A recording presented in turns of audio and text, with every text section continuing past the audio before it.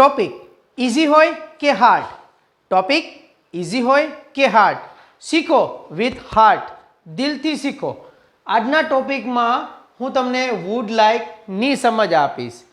Would like એટલે Gujarati set કરો, ગમશે. આટલું ક્લિયર? જો હા હોય તો ચાલો દીવો ન ઠરે એ શરતે વાવાઝોડાની આરતી ઉતારીએ. હું દીપક સોની આપનું હાર્દિક સ્વાગત કરું છું મારી સિરીઝમાં, જેનું નામ છે શૂન્યમાંથી સર્જન યાત્રા.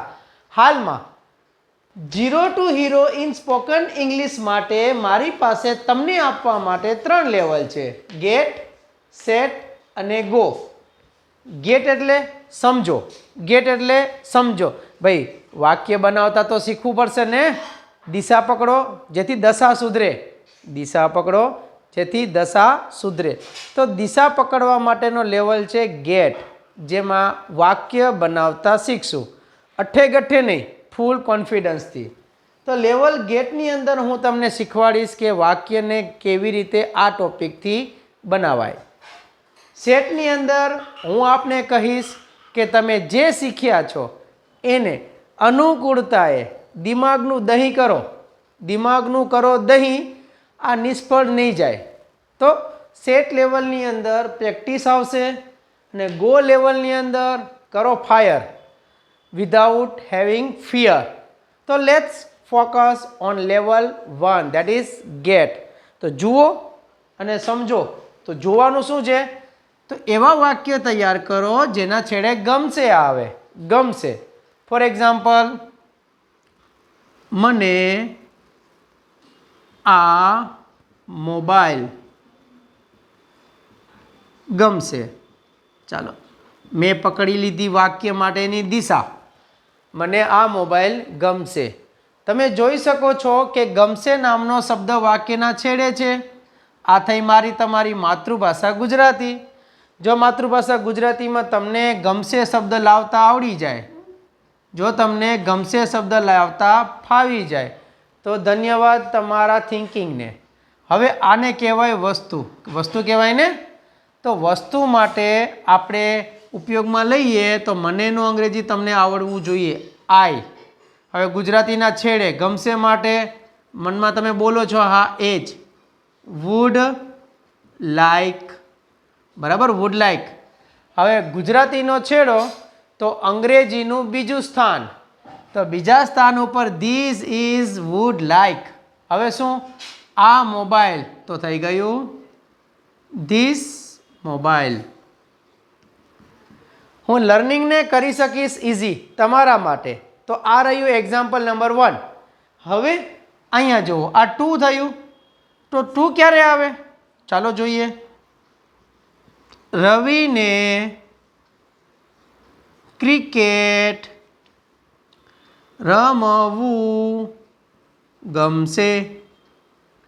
હે, ગમ છે નહીં હો, અહીંયા ગમ છે એમ નહીં, ગમશે.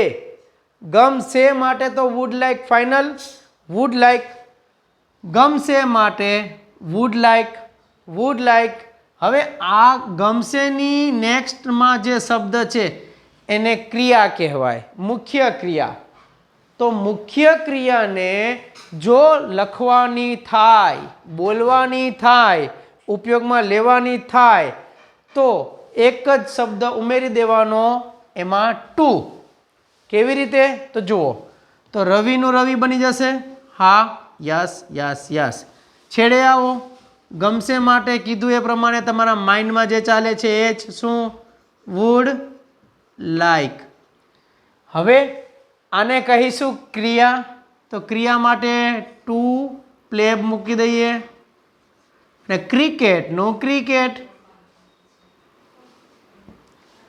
તો આ રીતે રવિ વુડ લાઈક ટુ પ્લે ક્રિકેટમાં જો હવે તમે ક્રિયા બદલાવો, કર્મ બદલાવો તો તમારો એક બી અને એક દાણા આપી શકશે.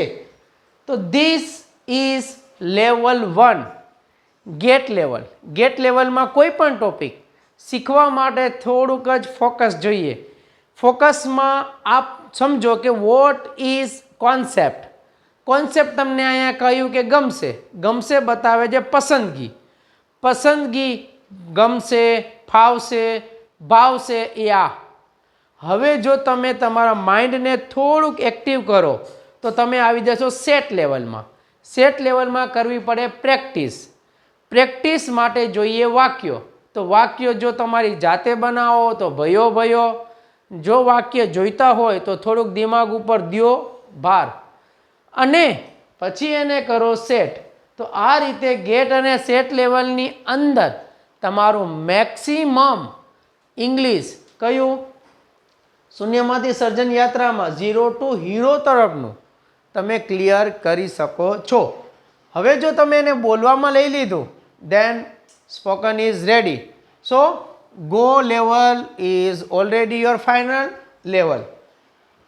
તો શું આપ તૈયાર છો આવી જ રીતે એક પછી એક ટોપિકના લર્નિંગ માટે? For your kind information 12 tenses and 20+ verbs આવે છે. આમને પણ આવી રીતે માતૃભાષા ગુજરાતી ટુ ઇંગ્લિશ અને ઇંગ્લિશ ટુ ગુજરાતી કરતાં શીખો ગેટ અને સેટ લેવલમાં. You can run towards hero side in spoken English from 0. જો ન સમજાય કંઈ પણ તો એના રસ્તા તમે હું કાઢી શકીએ છીએ. તો ગુજરાતી ટુ ઇંગ્લિશ શીખવા માટે યાદ રાખવાનું ગુજરાતી છેડેથી અંગ્રેજીનું સેકન્ડ પોઝિશન એટલે સ્થાન. તો બનો શું બનો? Thinker two grow. આના પછી કોઈ પણ ટોપિક જો તમને શીખવો હોય તો કરો વાક્ય કોમેન્ટ. હું એ પણ કેવી રીતે બને છે ટ્રીક આપવા તૈયાર છું. આશા રાખું છું આ વિડીયો તમારા માટે ઉપયોગી થયો હશે. આ ટોપિકમાં તમે જે શીખ્યું એ હકાર છે. જુઓ હકાર તમે ઈચ્છો છો?